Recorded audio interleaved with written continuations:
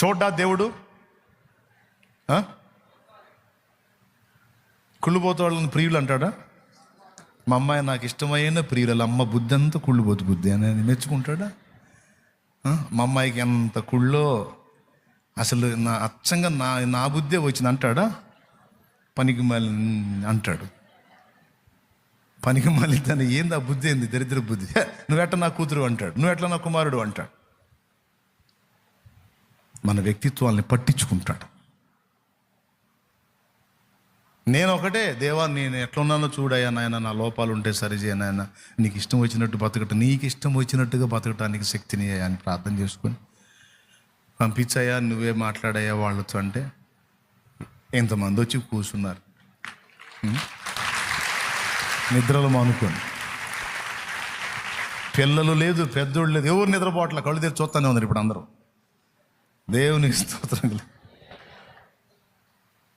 ఆయన కృప కదూ, ఆయన హస్తం తోడై ఉంటే కదా ఇది జరిగేది, లేకపోతే సాధ్యమా? మీలో అనేకులు నాకు తెలియదు, కానీ నన్ను మీకు పరిచయం చేశాడు ఆయన.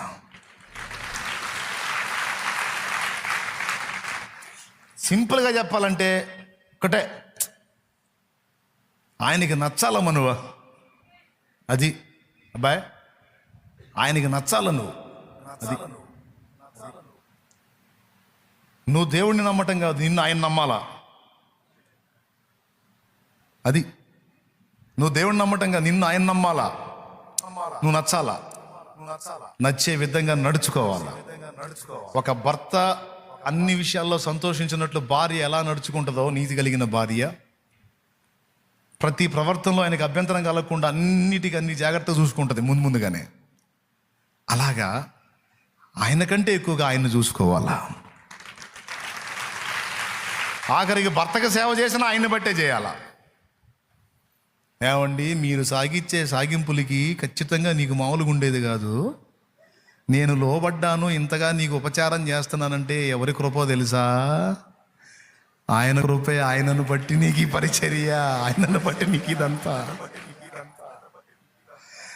అమ్మా భార్యమణి, నువ్వు ఇంతసేటు హడావిడి చేస్తున్నా నేను నిన్ను ఎందుకు భరిస్తున్నానో తెలుసా? లేకపోతే నీకు ఎప్పుడో న్యాయం జరిగేది. ఎందుకు వచ్చుకుంటా? ఆయనను బట్టి నీవు ఆయనకు నచ్చాలి. నీ వ్యక్తిత్వాన్ని ఆయన ఖచ్చితంగా పరిగణలోకి తీసుకుంటాడు. పరిగణలోకి తీసుకొని పరీక్షిస్తాడు. ముళ్ళ చెట్టులాగా అయిద్దా, వల్లి పద్మలాగానే ఉంటుందా? ముళ్ళ చెట్టులాగా అవుతాడా, వల్లి పద్మలాగానే ఉంటాడా? పరిస్థితులు మారినా తన తత్వాన్ని కోల్పోకుండా ఉంటాడా? ఒక ఎగ్జాంపుల్ ఉంది. పల్లెటూళ్ళల్లో కాలువలు పారుతుంటాయి కదా, ఒక తేలు నీళ్ళల్లో కొట్టుకుంటుందంట. ప్రవాహానికి పోతా ఒక చిన్న చెట్టు కొమ్మ తగిలి ఆగింది. ఆ నీళ్ళల్లో పోలేక, అది ఎక్కలేక ఒడ్డుకి ఇబ్బంది పడుతూ ఉంటే మీలాంటి మనిషి ఒకడు వెళ్ళి, దేవుని బిడ్డ, ఆ తేలుని చేత్తో పట్టుకొని ఒడ్డునేసాడంట. ఆ చేత్తో పట్టుకొని ఒడ్డునేయటానికి పోతున్నప్పుడు ఇంకొకడు చూశాడు. ఏ తేలది ఏంది, దాన్ని నేను కాపాడబోతున్నా, తేలది వేసిద్ది, నేను కుట్టిద్ది అంటానే ఉన్నాడు. పట్టుకొని ఒడ్డునేసాడు. ఏదో ఈయన కనికరం వచ్చింది, ఒడ్డునేసాడు. ఆయన అడిగాడు, కుట్టింది అది నిజంగానే? ఎందుకంటే మరి తేలు ఊరుకోదుగా. కాపాడటానికి పట్టుకున్నా సరే, ఇతను నన్ను కాపాడటానికి పట్టుకున్నాడు అనుకోదు. అరే అసలుకే నీళ్ళల్లో ప్రమాదంలో నేనుంటే ఇదేంది నా మీద వచ్చి పడిందని టపిమని కొండంత వేసింది, కుట్టింది. దాన్ని ఒడ్డుని విసిరాడు. ఇక ఇల్లు ఇస్తున్నాడు. అది చూసినోడు అన్నాడు, అణిగిందా? అది తేలు కుట్టిద్ది, కాపాడేవాడని దానికి తెలియదు.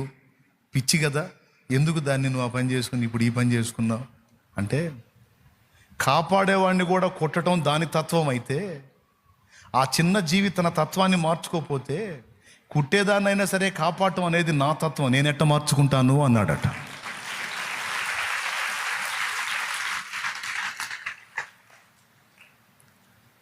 ముళ్ళ చెట్ల మధ్యలో గాయాలు పొందామని మనం ముళ్ళ చెట్లాగా మారుతామా? లేకపోతే స్మూత్గా వల్లి పద్మం ఉన్నట్లు నిర్మలంగా, కోమలంగా, మృదుత్వంగా మన తత్వాన్ని అలానే కొనసాగిస్తామనేది చూసి మనం పాస్ అయితే అబ్రహాంతో మాట్లాడినట్టు మాట్లాడతాడు నీతో. ఎంత కృపనిస్తాడో కూడా ఇక మనం అంచనా వేయలేం. నేను చెప్తున్నా గ్యారంటీ, ఆయన చేస్తాడు సాయం. నువ్వేం జుట్టు పీక్కోని గందరగోళం కావాల్సిన అవసరంలా. అబ్బో నా లైఫ్ ఏమైద్దో, అమ్మో నా జీవితం ఏదో, ఓ నా పిల్లలు ఏమవుతారో, నా లైఫ్ వద్దు. నీవు జీవించు సంవత్సరములన్నిట నీకు ఆయన తోడుంటాడు. సమయం ఆసన్నమైనప్పుడు నిన్ను ఎలాగ సిద్ధపరచుకొని తీసుకోవాలో ఆయన తీసుకుంటాడు. లేదా ఆయన రాకడికే నిన్ను సిద్ధపరిస్తే సిద్ధపరచుకుంటాడు, ఆయన చూసుకుంటాడు. నమ్మితే నేను చెప్పినట్టు సాధన చేయి. ఏందో వాళ్ళ ధర్మం వాళ్ళు చెబుతారు కానీ అవన్నీ మనం మన వల్ల ఇద్దంటావో, ఊరేగుని ఇష్టం వచ్చినట్టు నేను చేయగలిగింది ఏం లేదు. లేదన్నా నేను తీసుకుంటాను ఈ పాయింట్స్ అని అంటే పోరాడు. ఇక ఏమేమి సిద్ధపరిచాడంట? జ్ఞానము, తెలివి, ఆనందాన్ని నేను నా బిడ్డలకి ఇస్తాను. అంతేకాదు నెమ్మదిగాను సుఖముగాను గడుచు సంవత్సరములు నీకు ఇస్తాను అన్నాడు. నీవు నిద్రించుచుండగా నీకు కావాల్సిన సహాయాన్ని నా దేవుడు సిద్ధపరుస్తాడు. మీ పిల్లలకు కావాల్సిన సహాయాన్ని నా దేవుడు సిద్ధపరుస్తాడు. ఆయనే చూసుకుంటాడు. ఒక డోర్ క్లోజ్ అయింది అని నువ్వు బాధపడద్దు. ఒక డోరు నీకు ముయ్యబడితే 7 ద్వారాలు నా తండ్రి నీకు తెరుస్తాడు. అదే రే నాకు ఈ డోర్ క్లోజ్ అయిపోయింది, అయ్యో దేవా అని నువ్వు బాధపడద్దు. 7 ద్వారములు నీ కోసం నా దేవుడు తెరుస్తాడు. ఎందుకంటే నువ్వు ఆయనకు నచ్చావు. నీ ఆంతర్యాన్ని ఆయన ఎరుగున్నాడు. నీ వ్యక్తిత్వం నచ్చింది, నీ మంచితనం నచ్చింది, నీ ప్రేమ నచ్చింది, నీ దీన మనసు నచ్చింది, నీ త్యాగబుద్ధి నచ్చింది, నీ సహనం నచ్చింది, నీ క్షమాగుణం, దయాగుణం నచ్చింది, నీ వ్యక్తిత్వ సౌందర్యం ఆయన ఆకర్షించింది. ఇంకా నా దేవుడు ఎందుకు ఊరుకుంటాడు? ఇంకా ఎన్ని సిద్ధపరిచాడో తెలుసా? గోల్డెన్ ఉన్నాయి తన ప్రియులకి. ఈ లోకం చేతిలో పడకుండా కూడా కాపాడుకుంటాడంట. అది ప్రసంగిలోనే 7లో రాసుంది. దేవుని దృష్టికి మంచివారైన వారు దాని నుండి తప్పించుకొందురు గాని పాపాత్ములు దాని వల్ల పట్టబడుదురు అన్నాడు. ఉరుల వంటి మనస్సు, వందకముల వంటి చేతులు కలిగినటువంటి స్త్రీ అని లోకానికి పేరు. దేవుణ్ణి ప్రేమించి వెంబడించే పిల్లలు అమాయకంగా లోకంలో పడబోయినా సరే ఆయన తప్పిస్తాడట, పడనీయడట, కాచుకుంటాడట కంటి పాప వలె. ప్రసంగి గ్రంథము 7వ అధ్యాయము 26 వచనం. మరణము కంటే ఎక్కువ దుఃఖము కలిగించినది ఒకటి నాకు కనబడెను. అది వలల వంటిదై ఉరుల వంటి మనస్సును బంధకముల వంటి చేతులను కలిగిన స్త్రీ. దేవుని దృష్టికి మంచివారైన వారు దానిని తప్పించుకుందరు. స్త్రీ అంటే అక్షరార్థమైన స్త్రీ కాదు. లోకానికి స్త్రీ అనే పేరు పెట్టాడు ఇక్కడ. దేవుని దృష్టికి మంచివారైన వారు. ఇందాక దేవుని దృష్టికి మంచి వాళ్ళకి ఏమి ఇస్తానన్నాడు మీకు తెలుసు. ఇప్పుడు దేవుని దృష్టికి మంచి వాళ్ళకి ఏం చేస్తానన్నాడు? దాని నుండి, లోక ఆకర్షణల నుండి, సాతాను కుట్రలలో నుండి ఆయన సేవ్ చేస్తానని మాట్లాడుతున్నాడు ఇక్కడ. దేవునికి స్తోత్రం కలుగును గాక. ఇక ఎన్నున్నాయో, ఇక పరిశుద్ధ గ్రంథంలో చెప్పినవన్నీ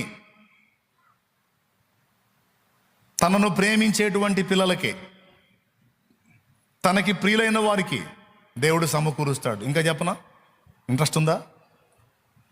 తన రహస్యాలను బయలుపరుస్తాడు. తనకిష్టమైతే మన మీద, తనకిష్టలైన పిల్లలకి తన రహస్యాలన్నీ బయలుపరుస్తాడు.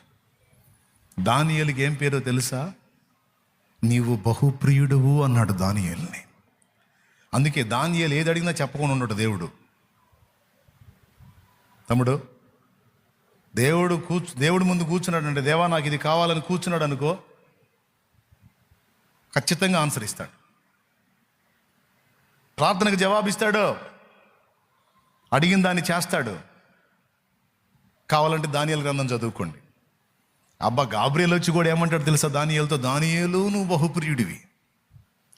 ఈ బహుప్రియులకు, దేవుని దృష్టికి మంచివారైన వారికి, దేవుని దృష్టికి ఇష్టలైన వారికి ఆయన రహస్యములను బయలుపరుస్తాడు అని ఉంది. దానియేలు ఏది అడిగినా చూపించాడు, ఏది అడిగినా చెప్పాడు. ఇంకా చెప్పాలంటే ప్రకటన గ్రంథంలోని కొంత భాగాన్ని దానియేలుకు బయలుపరిచాడు దేవుడు.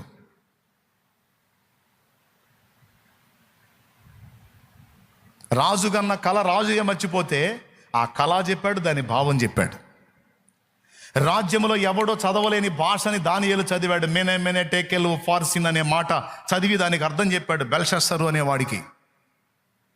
దానియేలుకు మరుగైనది ఏది లేదు, అన్ని బయలుపరిచాడు దేవుడు చాలా విషయాలు. ఎందుకు దానియేలుకి అన్ని బయలుపరిచాడు? ఇష్టమండి దానియేలు అంటే దేవుడికి. దేవునికి మహిమ. నిద్ర వచ్చిన వాళ్ళు గట్టిగా చెప్పండి స్తోత్రం.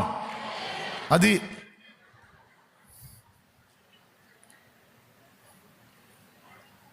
ఏంది అంత గట్టిగా చెప్పారు?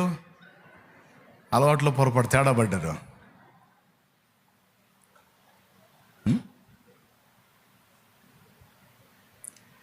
దేవుడికి ఇష్టమైన మనస్తత్వాన్ని సాధన చేసుకున్నాడు దావీదు. గొర్రెల దొడ్లో ఉన్నాడు. అన్నలు అవమానంగా మాట్లాడతారు, ఫ్యామిలీ పట్టించుకోవద్దు, తేలిగ్గా మాట్లాడతారు. తండ్రి సమూయేలు వచ్చి యెషయి దావీదు తండ్రి, ఏమయ్యా యెషయి, నీ కొడుకులందరినీ నా ముందుకు రప్పించంటే పొలంలో గొర్రెలు మేపుతున్నాడు కూడా పిలవాలిగా. కొడుకు కదూ, కొడుకా కాదా? ఆహా, మిగిలిన వాళ్ళందరినీ నిలబెట్టాడు. తడవకోకండి ముందుకు తీసుకొస్తున్నాడు. వీడు పొడుగ్గా ఉన్నాడు, వీడు మనిషి అందంగా ఉన్నాడు, వీడిని దేవుడు కోరుకుంది అనుకుంటే దేవుడు ఆప్ అంటున్నాడు. సమయంలాగా అడిగా పక్క పంపించి అంటున్నాడు. తడవకోకండి పక్కకు పంపించేశాడు. మొత్తం అయిపోయారు. సమూయేలుకి ఆశ్చర్యం, ఏమయ్యా ఆ యెషయి నా ముందుకు తెచ్చిన వాళ్ళ పక్కకు పంపించి అంటున్నావు, ఇంకెవరినైనా నువ్వు కోరుకుందండి, ఇంకొకడు ఉన్నాడు పిలవమను అన్నాడు. ఇంకొకడు ఉన్నాడు పిలవమను. ఏమయ్యా యెషయి, ఇంతమంది పిల్లలా, ఇంకెవరైనా ఉన్నారా?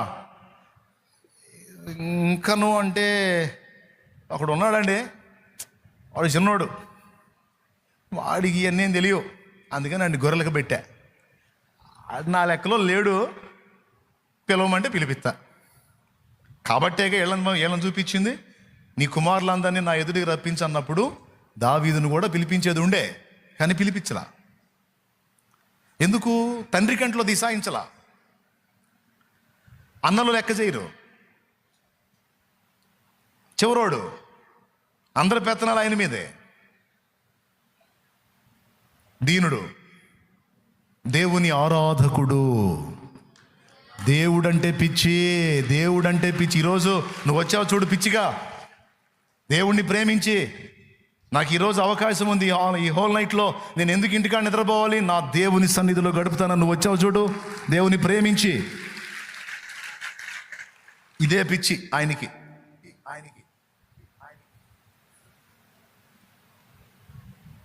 పాపం గొర్రెల దగ్గర కాచుకుంటా ఉన్నాడు, దేవుణ్ణి ఆరాధించుకుంటూ ఉంటాడు. ఎప్పుడు దేవుడి పిచ్చే. ఆ పొలంలో గొర్రెలు తోలటం, ఆ కొండల్లో గొర్రెలు తోలటం, ఏడో చోట కూర్చోవటం, ఆయన్ని గురించి ధ్యానించటం, ఆయన ఆరాధించుకోవటం, ఆయన మయంపరుచుకోవటం. ఇక ఆయన లోకం, నేను రాజును కావాలి, నేను ప్రజల మీద పెత్తనం చేయాలి, నేను ఏదేదో కావాలని అలా అనుకోవాల. పాపం, నాకు దేవుడు నిర్ణయించిన లైఫ్ ఇదే, పర్వాలేదు దేవునికే స్తోత్రం అనుకున్నాడు, బతుకుతున్నాడు. కబురు వచ్చింది, దావీదు ఇంటికాడ నుంచి నేను రమ్మని పిలుస్తున్నారు, నీకోసం ప్రవక్త వచ్చాడుదా. వెళ్ళాడు. అల్లంత దూరంలో ఉండగానే దేవుడు మాట్లాడితే, అదిగో నేను కోరుకున్నవాడు వస్తున్నాడు, వాని మీద తైలం పోయమన్నాడు. అదిగో నేను కోరుకున్నవాడు వస్తున్నాడు, వాని మీద తైలం పోయాను. దేవునికి మహిమ కలుగునుగాక. అమాయకంగా చూసుంటాడు, ఏం జరుగుతుందో అర్థం కాక. వాళ్ళందరూ నిలబడి ఎగాదిగా చూసి ఉండొచ్చు. అన్నలో మా దగ్గర లేనిదేందో వాడి దగ్గర ఉందేందో, ఈయన ఎట్లుందంటే మమ్మల్ని పిలిచి అవమానపరిచినట్టుంది అని మొఖాలు ఎట్ట పెడతారండి? తమ్ముడిని అభిషేకిస్తున్నారని పెడతారా ఫేస్? వాళ్ళందరినీ పక్కకి నెట్టినందుకు కొంచెం నొప్పి కలిగిద్దిగా. ఫేస్లు ఎట్ట పెట్టుంటారు మీరు? పెట్టండి. ఎట్ట పెట్టుంటారో కూడా మన వల్ల కాదు ఇప్పుడు పెట్టాలంటే ఆ ఫేసులు. ఎగాదిగా చూసి ఉంటారు, మా వల్ల కాదు, వీడి వల్ల ఇద్దా, మా దగ్గర లేనిది ఏంది, వాడి దగ్గర ఉండింది అని చూసుంటారు. వాళ్ళు అలా ఎందుకు చూస్తున్నారో, సమూయేలేమో ఆశ్చర్యంగా చూస్తున్నాడు వెనకెళ్ళి. దేవుడు కోరుకున్నాడా? ఈ చిన్నోడిని కోరుకున్నాడా? ఇశ్రాయేలుకి రాజా, సౌలు తర్వాత ఇశ్రాయేలుకు రాజా, ఈ బాలుడు వెళ్తాడా ఇశ్రాయేలునే? ఆయన నిర్గాంతపై చూస్తున్నాడు, తైలం కొమ్ములో నింపుతున్నాడు. నాకు తెలిసి యెషయి వాళ్ళ ఆవిడ కూడా ఆశ్చర్యపోయి చూస్తుండొచ్చు. వీడు గొర్రెలకే సరిగా పనికిరాడు అనుకుంటే వీడిని కోరుకోవటం ఏంది? వీడు రాజైంది. నా దేవుడు నీకు తోడై ఉండి నిన్ను ఆశీర్వదించి నీ తలనెత్తినప్పుడు నీ దీన స్థితిని, నీ పాత గతిని చూచిన వారు ఆశ్చర్యపోయే అనుభవాల్లోకి వెళ్ళిపోతారు.